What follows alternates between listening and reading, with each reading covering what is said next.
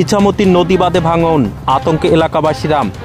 উত্তর 24 পরগনা জেলার বসিরহাট মহকুমার 13 নম্বর স্যান্ডালার বিল সুইচ গেটের সংলগ্ন এলাকার ইছামতী নদীর বাঁধ আনুমানিক 50 থেকে 60 ফুট ধসে নেমে বসে যে ভাঙন ধরেছে।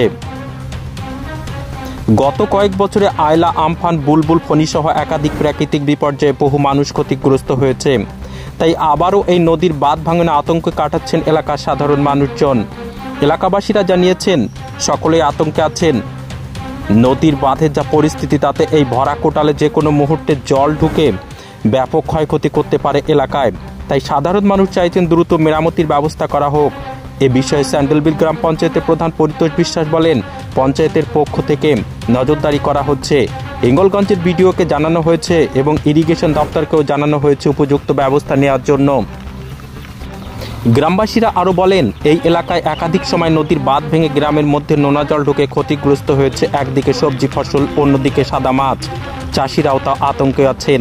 আবার যদি নদীর ভয়াবহ রূপ ধারণ করে তাহলে রক্ষে নেই। যে নদীর বাঁধ ভেঙে যাচ্ছে, ধসে যাচ্ছে, তাই দেখতে এসে।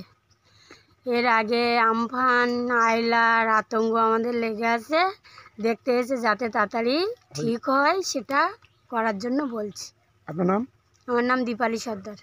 সংবাদ পেয়ে 13 নম্বর স্লুইস গেটের পাশে নদীবাঁধ ভাঙন ধরেছে, সেইটাকে আমরা পরিদর্শন করেছি গত বৃহস্পতিবারে। এই সঙ্গে সঙ্গে আমরা বিডিও সাহেবকে জানাইছি এবং আজকেরও আর একটা ভাঙন দেখা দিয়েছে, সেটাও আমরা আজকে দেখে যাচ্ছি। এক্ষুনি আমরা বিডিও সাহেবকে রিপোর্ট করেছি। বিডিও সাহেব এক্ষুনি আবার এডুকেশন দপ্তরকেও রিপোর্ট করছেন। বিডিও সাহেব আগামীকাল বিকালের দিকে আবার দেখতে আসবেন। কত ফুট হতে পারে? তা অন্তত 60 থেকে 70 ফুট ভাঙন আমরা দেখলাম। আপনার নাম? আমার নাম পরিতোষ বিশ্বাস, প্রধান স্যান্ডেলবিল গ্রাম পঞ্চায়েত।